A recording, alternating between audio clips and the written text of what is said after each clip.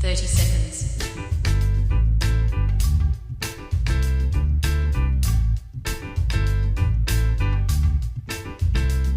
20 seconds.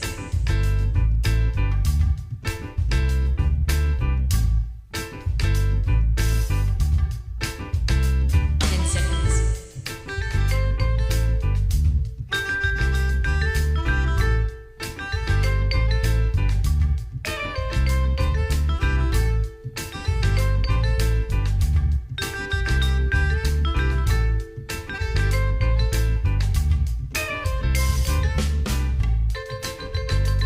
'Hi, My name's J.C. McCauley. I'm Nyesha McCauley, and you're watching AccessTV.org.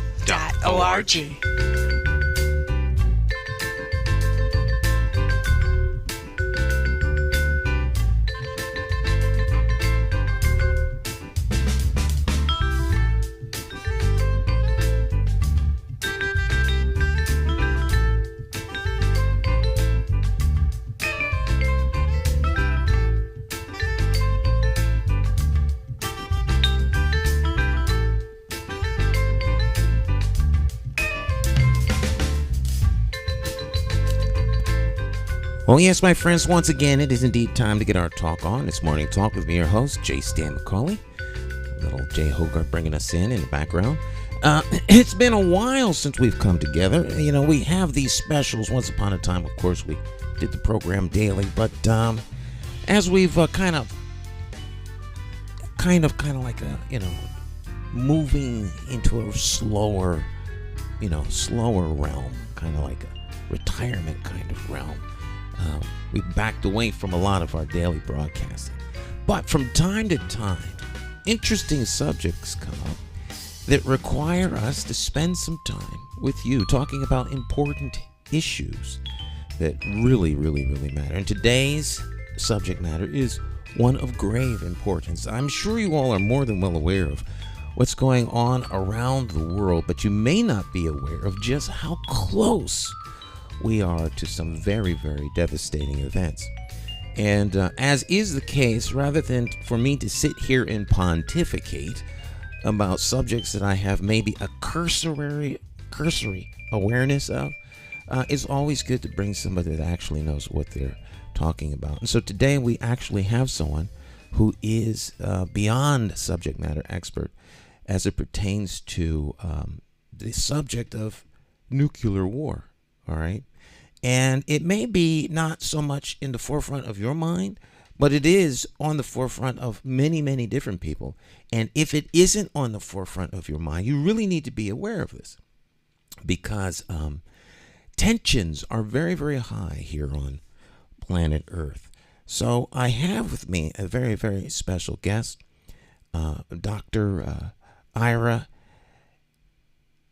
Helfand. I think I said his name correctly. If I didn't, I'm sure he will correct me. Doctor, welcome to the program, and thank you for taking time out of your schedule to join us this morning. Well, Stan, thanks so much for having me on. I really appreciate it. Tell us a little bit about yourself, the accomplishments, and why you're taking the time out to get this very, very important message out to the world. Well, I've been working as a medical professional, as a doctor, on the question of nuclear war prevention for more than 4 decades, and have been part of an organization, the International Physicians for the Prevention of Nuclear War, and our U.S. affiliate, Physicians for Social Responsibility. We believe that nuclear war is primarily a medical question, a public health question. Mm-hmm. There is a diplomatic dimension, there's a military dimension, but above all, this is the greatest threat to public health that's ever existed. And we think that we need to approach this problem from that perspective. Because when people understand fully what is going to happen if there's a nuclear war, it makes them think about the whole issue in a very different sort of way. Mm-hmm. Governments, when they talk about nuclear war, it's very abstract. It's like they're playing some kind of very complicated, intellectual game. And the conversation is really dominated by game theory. But that game theory is completely divorced from reality. It doesn't take into account what's actually going to happen when the weapons are used. And if you start the conversation by examining the medical consequences, what nuclear weapons are going to do to us if they're used, you get a very different conversation. And it leads to a very different outcome. When people truly understand the enormity of the danger that we're facing, they very rapidly come to the conclusion that we need to get rid of these things before they're used, before they get rid of us. So that's the whole perspective that we try to bring to this discussion. A friend of mine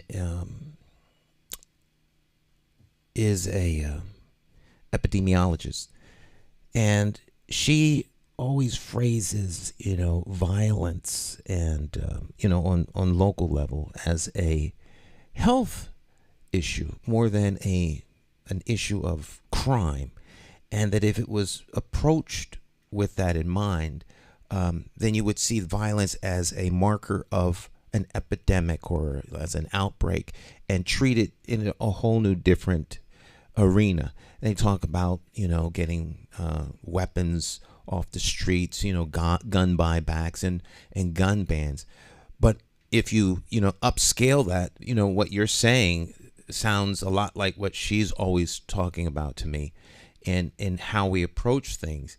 And, if we're talking about diseases, as the pandemic that just passed being as devastating as it was, imagine like just one nuclear weapon being discharged, let alone people being retaliatory. What brought you to, this position? How did you get involved in all of this? Well, I think your friend has it exactly right. When we talk about gun violence, it also should be viewed primarily as a public health issue, largely because when you adopt that lens for examining the problem, you get to a solution. And the current approach clearly has not gotten us to a solution, either on gun violence or the danger of nuclear war. I first got involved in this issue when I was an intern, just out of medical school. I had trained in internal medicine, and I started doing some reading about what the medical consequences of nuclear war would be. And we started a group, this is back in the late 1970s, of primarily young doctors who were concerned about this issue as a public health question. And the organization very rapidly grew into an international federation. We affiliated with like-minded groups of doctors all around the world, including in the Soviet Union, and formed this international campaign to alert people to the danger of nuclear war. And the campaign was quite successful, largely because it involved people on both sides, here in the United States and in Western Europe on the one hand, in the Soviet Union and the communist bloc on the other hand. And for this work, we were awarded the 1985 Nobel Peace Prize in recognition of the impact that this medical approach had in transforming the conversation.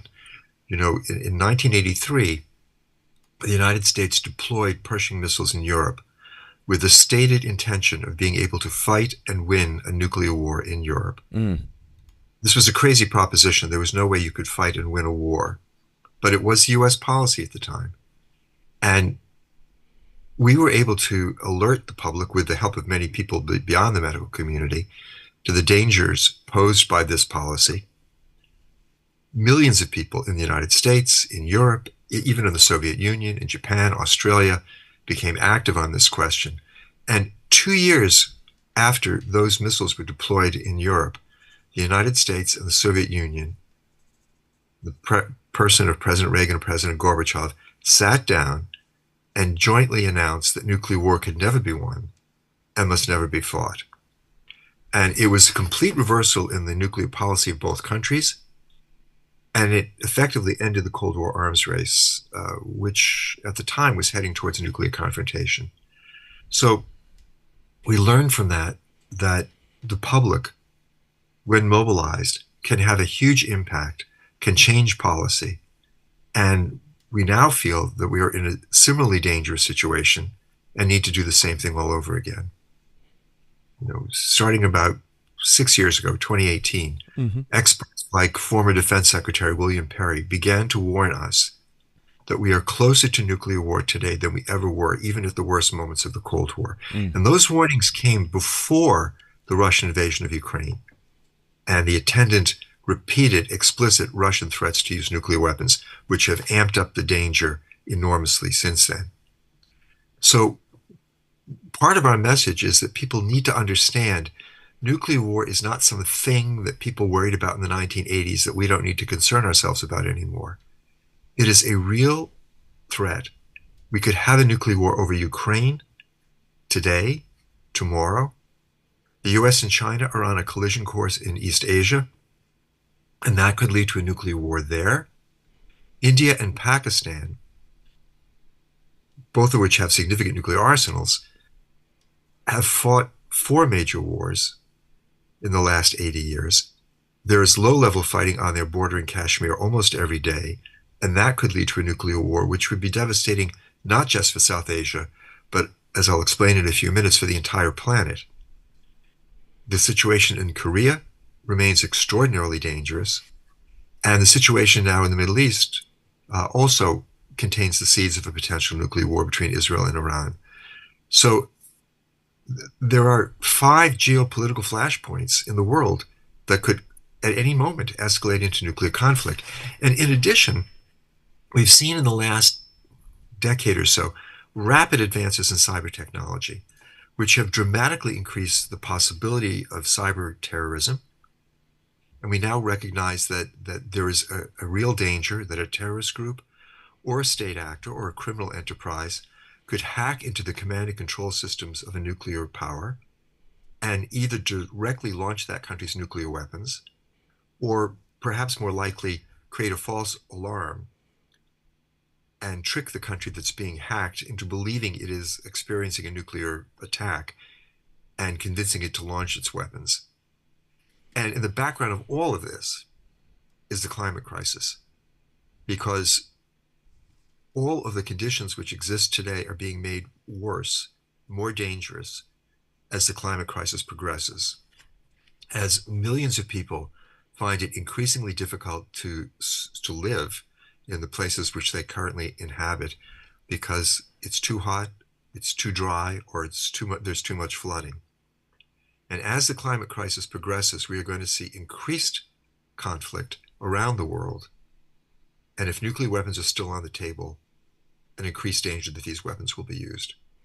So it's a very alarming situation. And one of the most alarming aspects of it is that we're not paying attention to it. In the 80s, everybody knew the danger of nuclear war. We were terrified. And that was useful because it reflected reality and it led us to take political action.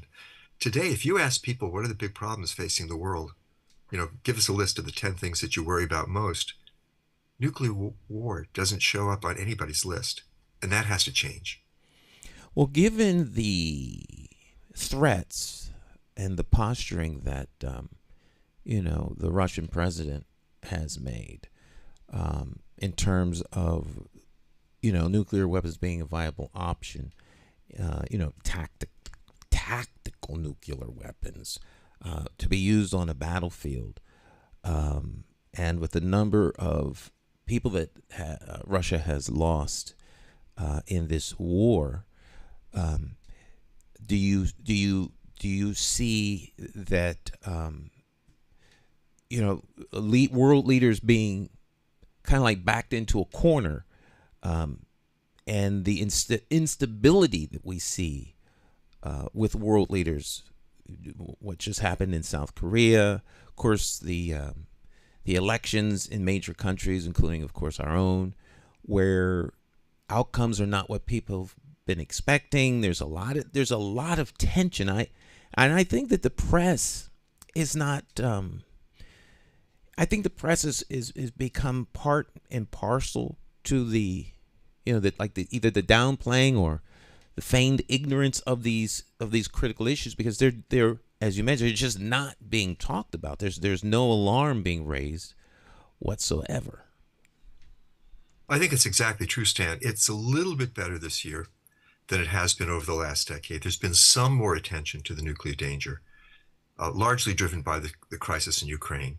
But there's been nothing near the level of attention to this problem that there needs to be. and that does need to change. Um, we we have seen some of the major news outlets like the New York Times, the Los Angeles Times, have begun to editorialize about the need to eliminate nuclear weapons, a real change in their posture. And there's a book called Nuclear War, a Scenario by Annie Jacobson that was published this year, which is a terrific explication of how a nuclear war could unfold minute by minute. It's a very compelling book to read and one which I highly recommend. It got a lot of attention. It was widely reviewed. It was on the New York Times bestseller list. So there has been some increasing attention to this issue. But again, we just had a presidential election in this country. The nuclear issue was never mentioned. It used to be a key question in any presidential election. Which of these two candidates do you trust most to have their finger on the nuclear button? That question didn't come up in this election, and it certainly should have. So, yes, I think the press and the politicians have failed in their responsibility to keep this issue before the public. And we need to do whatever we can. So I'm particularly grateful, for example, for things like your show this morning, which is giving us a chance to raise this issue with a significant audience. The idea and notion that nuclear war is not winnable. I remember some of the movies from the 60s and the 70s where it was kind of baked into the narrative that an unfortunate incident where the bomber got out of range and wouldn't listen to anybody on the callback, so they launched their missiles, and so they dropped their bomb, and then in return on the U.S. side they would use one to eliminate New York City, and so now the playing field is even, and so life goes on, kind of like that, underpinning that notion that this is winnable.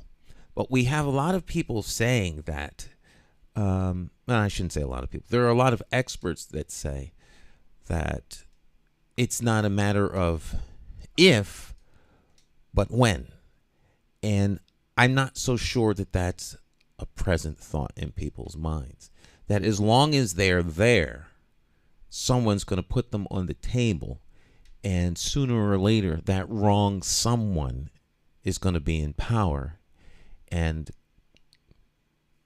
trigger an event.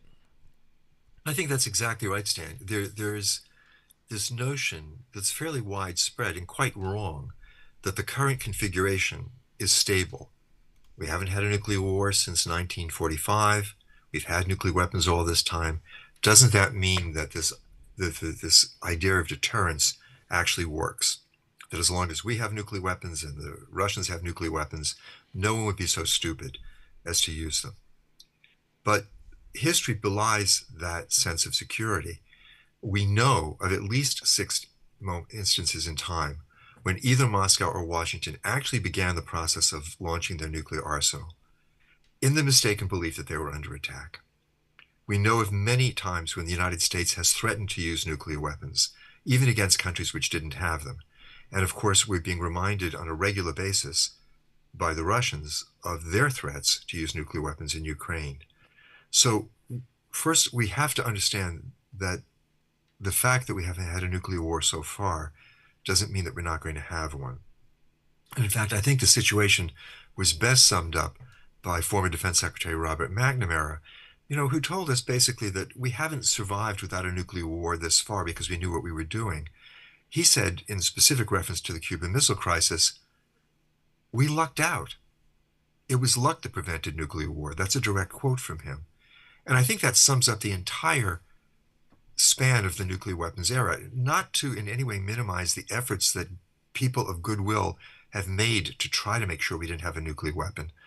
But at heart, our success in avoiding one has been due to the fact that we've been unbelievably lucky. And it is the policy, I think, of the United States, excuse me, and the other countries that have nuclear weapons, essentially, to hope for continued good luck. That's the heart of nuclear planning at this point. And that's crazy. You don't risk the fate of the entire world on a hope for good luck. And that brings us to the second thing that people need to understand, which is that nuclear war is not going to be survivable. People have images in their mind of Hiroshima, of Nagasaki. They've seen the devastation of these cities. They know it would be very bad. But Hiroshima and Nagasaki do not begin to prepare us for what will happen today. The bomb that destroyed Hiroshima was a 15-kiloton bomb, 15,000 tons of TNT. Most of the bombs in the US and Russian arsenal today are anywhere from 100 to 800 kilotons, and there are some that are larger. That is, they're 6 to 50 times more powerful than the bomb that destroyed Hiroshima. And in a war between the United States and Russia, it's not going to be one or two bombs on one or two cities. It's going to be many bombs on many cities. We don't know the exact targeting strategy of either the United States or Russia, but from information that is available in the public domain, it appears that a major city like New York or Moscow would probably be targeted with anywhere from 10 to 15 to 20 nuclear warheads. Again, each of them 6 to 50 times more powerful than the Hiroshima bomb. And it is literally impossible for us to imagine, to envision what that level of destruction would look like. I use a model of a single very large explosion to try to capture what would happen. The model that I use assumes that the explosion is 20 million tons of TNT, 20 megatons. The explosive force in this model is somewhat larger than would probably be targeted against Moscow or New York. The destruction, which I'll describe for you, is actually an underestimate because you cause more damage if you use many weapons, smaller weapons spread out over the area that you're trying to destroy. But this model, I think it gives us an adequate approximation of the kind of devastation we're talking about. Within a thousandth of a second of the detonation of this bomb, a fireball would form reaching out for 2 miles in every direction. That's 4 miles across. Within this entire area, everything would be vaporized. The buildings, the trees, the people, the upper level of the earth itself would disappear. To a distance of 4 miles in every direction, the explosion would generate winds greater than 600 miles per hour. Mechanical forces of that magnitude destroy anything that we can build. To a distance of 6 miles in every direction, the heat would be so intense that automobiles would melt. And to a distance of 16 miles in every direction, the heat would still be so intense that everything flammable would burn. Paper, cloth, gasoline, wood, plastic, it would all ignite, and you'd get hundreds of thousands of fires, which over the next half hour would coalesce into a firestorm, 32 miles across, covering over 800 square miles. Within this entire area, the temperature would rise to 1,400 degrees Fahrenheit. All of the oxygen would be consumed, and every living thing would die. Excuse me. In the case of New York or Moscow, we're talking about 12 to 15 million people dead in a half an hour. And if this were part of a large-scale war between the United States and Russia, this kind of destruction would take place at every major city in both countries. And if NATO were involved in the conflict, most of the great cities in Canada and Europe as well. All told, 200 to 300, possibly 400 million people dead in an afternoon. And those in the countries which fought the war who survived this initial wave of fires and explosions would find themselves living in a world we cannot imagine. There'd be no electricity. There'd be no cell phones. There'd be no internet. There'd be no food distribution system. There'd be no public health system. There'd be no banking system. There'd be no law and order. None of the things that we rely on to keep ourselves alive would exist. And in the months following that initial attack, the vast majority of survivors would also die. They'd die from radiation exposure, from famine, from epidemic disease, from exposure. And so far, I've just been talking about the people living in the country that fought the countries that fought the war. But this would be a calamity for the rest of the planet as well, because all of those fires would put enormous amounts of soot, 150 million tons, into the upper atmosphere, blocking out the sun and dropping temperatures across the entire planet an average of 18 degrees Fahrenheit. In the interior regions of North America and Eurasia, the temperatures would drop 45 to 50 degrees Fahrenheit. That's colder than we have seen on this planet since the coldest moment of the last ice age, 18,000 years ago. And under these conditions, all of the ecosystems that have evolved since the end of that ice age would collapse, food production would stop across the planet, and the vast majority of the human race, 5 to 6 billion people, 3/4 of humanity, would starve to death in the first 2 years following this war. The study which established this, which was published in the summer of 2022, stopped at 2 years. The famine wouldn't. It would continue, and we don't know what the ultimate death toll would be. It is possible that humanity could go extinct as a species. That same study also showed that even a much more limited war, as might take place in South Asia between India and Pakistan, would be a catastrophe not only for the countries that fought the war, where 100 million people would die in the first afternoon, but also for the rest of the planet because of the same climate disruption. It wouldn't be quite as severe, but it would be bad enough to trigger a famine that would kill 2 billion people, 1/4 of humanity, including 130 million people here in the United States. Now, this is what I've just talked about. This is not the plot of a movie. This is the danger we are living with every day, that we allow these weapons to continue to exist. And we have to understand that. We also have to understand that we are not powerless in this situation. Nuclear weapons are not a force of nature. It's not as though an asteroid is coming at the planet and there's nothing we can do about it. These are little machines. We built them ourselves. We know how to take them apart. We've already dismantled more than 50,000 nuclear warheads.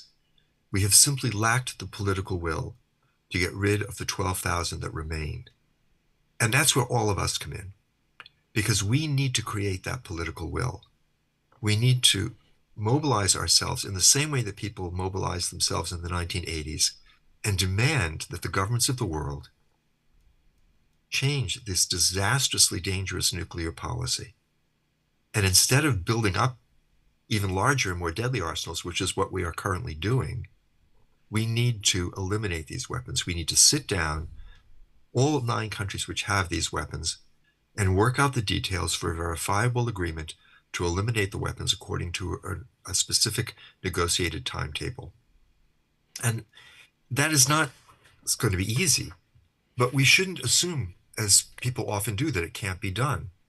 In 1983, nobody thought the Cold War arms race could end, but it did, because the leadership was able to understand that if they didn't change course, terrible things were going to happen. We need to convince the leaders today in the same way, that they need to change course. And here in the United States, we've built a campaign to try to do this called Back from the Brink. It is a national grassroots campaign rooted in the belief that if we are able to create an adequate understanding of the nuclear danger amongst the general public, we can mobilize people to put pressure on government to recognize this reality, that nuclear weapons must be abolished before they eliminate us. The campaign has a website, preventnuclearwar.org, and I would encourage all of your listeners to go to the website, to join the Back from the Brink campaign, to become active in this effort. It has grown very rapidly. We have gone to communities around the country with a policy platform of what U.S. nuclear policy should be, the central plank of which is a call for the United States to enter now into negotiations with the other 8 nuclear-armed countries to bring about the kind of agreement that I just spoke about. That platform has been endorsed by cities across the country, including Boston, Philadelphia, Baltimore, Washington, Los Angeles, Chicago, Des Moines, St. Paul, Minneapolis, Tucson, Honolulu, San Francisco. It's been endorsed by the state legislatures in Rhode Island, Oregon, California, by the Maine Senate, by the New Jersey Assembly. And there's a resolution in Congress, HRS 77, that has been endorsed by 45 members of Congress, including most recently by Congressman John Larson, who became the 44th co-sponsor of the resolution just last month. We would hope that other legislators in Connecticut and around New England will join in this effort. The resolution was introduced by Congressman Jim McGovern from Western Massachusetts. It's also sponsored by Congressman Richie Neal from Western Massachusetts. But there are many legislators in New England who have not yet co-sponsored, and we are in conversation with all of them, trying to convince them that they should be part of this effort. Congressman Larson has signed on to this. Now, will you be in the Hartford area at any point, having a lecture or a seminar or some forum which we could cover and make people aware of that they might be able to attend? We are planning on February 22nd to have a 3-hour gathering at the Quaker Meeting House in West Hartford to plan strategy for Connecticut for the coming year. As I mentioned, Congressman Larson is the only member of the Connecticut delegation so far to sign on to this legislation. We are certainly hoping that the other members of the delegation will join in, and we'll be working that day to plan how to reach out to them and encourage them to do that, and would welcome anyone who is interested in joining that campaign to be involved. Again, you can get in contact with the campaign by visiting the website preventnuclearwar.org, and there's a place where you can sign up to get on our mailing list and to be contacted. And I would encourage everyone to do that. We are not going to get out of this situation without a much larger participation by the general public. And I think that once people understand what's at stake, we're going to see that, because that is historically what's happened in the past. When people have come to understand how immediate the danger of nuclear war is and how catastrophic a nuclear war would be, they have in the past wanted to take action. And I assume that the same will take place today. All right. Our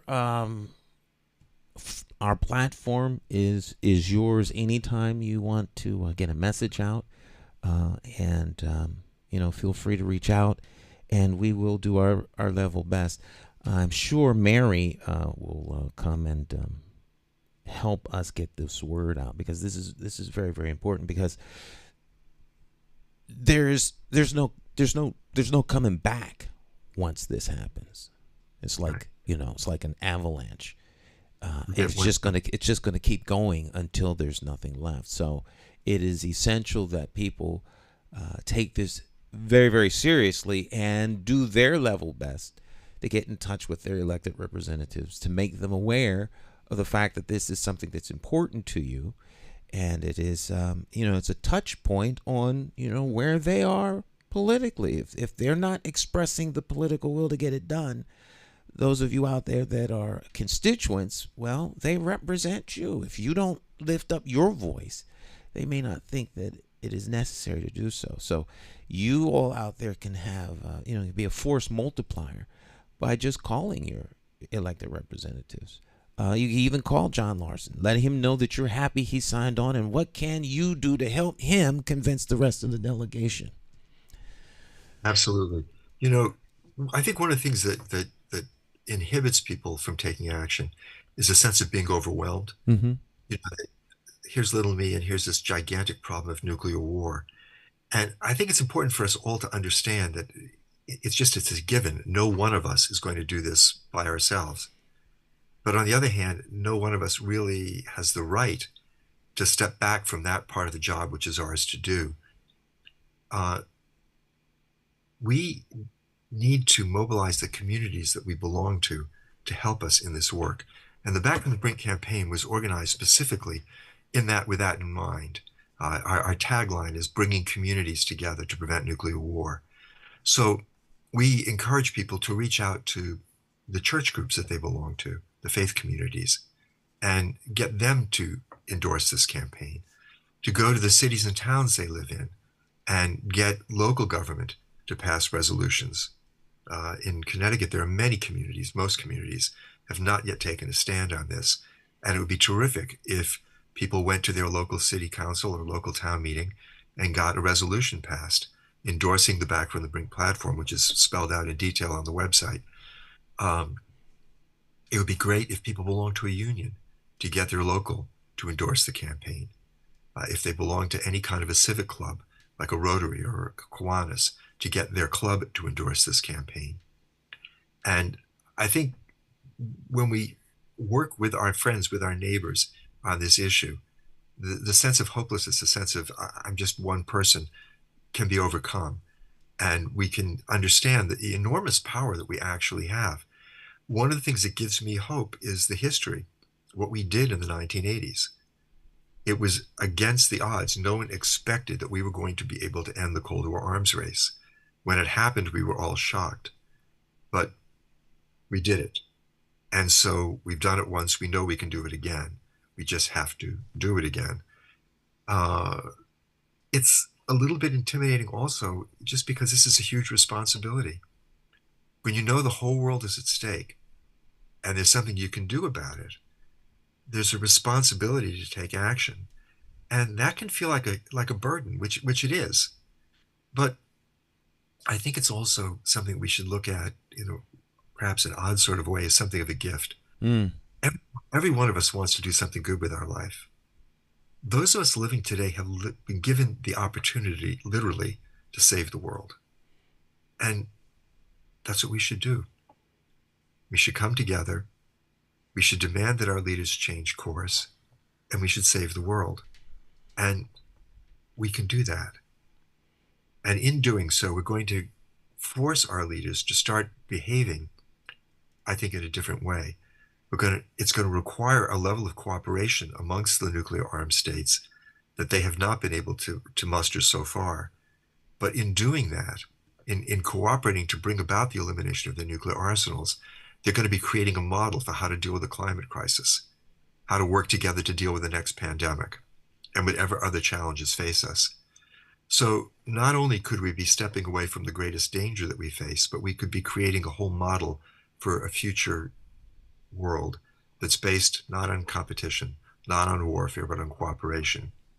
And in the past, when people have advocated that kind of a change in international relations, it's almost always been put forward as a moralistic sort of statement. This is the way we should behave. We should be better than we've been. I think today we're in a much stronger position. We're able to say, this is the way we need to behave, because if we don't, terrible things are going to happen. We have to do this as a hard matter of practical necessity. And sometimes practical necessity can bring people together in ways that they did not previously think they could come together. So in a sense, this could be a very hopeful moment, as well as a moment which is extremely dangerous. All right. So then it isn't a matter of this is something that we need to do. This is the issue is we can't afford not to do this. That's right. We have to do this because this is something that cannot happen. That's exactly right. And so again, I would urge people to visit the website, www.preventnuclearwar.org, get involved in the campaign, and come to our meeting on February 22nd. And in the meantime, it'd be great to contact Congressman Larson and thank him for the leadership he's shown, contact the other members of the Connecticut congressional delegation and urge them to follow his example. Go to your city councils, your town meetings, and get them to pass resolutions and make some good trouble, as John Lewis used to urge us to do. All right. Thank you, sir, for bringing us into the realm of awareness on this issue. Once more, the website for the campaign? www.preventnuclearwar, all one word, .org. Preventnuclearwar.org. Thank you for taking time out of your schedule to join us. I look forward to meeting you in February. Great. Thanks so much for having me on, Stan. Really appreciate it. Thank you very much. Godspeed, and continue the good work. All right, my friends, that brings us to the end of our program today. Please share this program with family, friends, and foe. That way you keep everybody in the know. Very, very important information. This is, I would say, the greatest public health threat on the planet because there's no coming back from this. There's not going to be any hospitals around for you to run to. There won't be anything left. Literally.